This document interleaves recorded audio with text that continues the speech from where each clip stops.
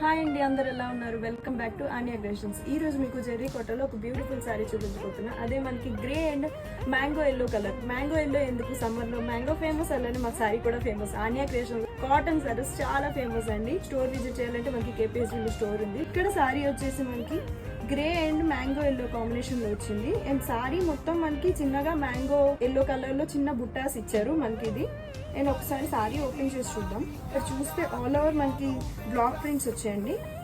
Sorry మొత్తం కింద మనకి ఎల్లో కలర్ వచ్చింది, దాని మీద మనకి గ్రే కలర్ లో ప్రింట్ వచ్చింది.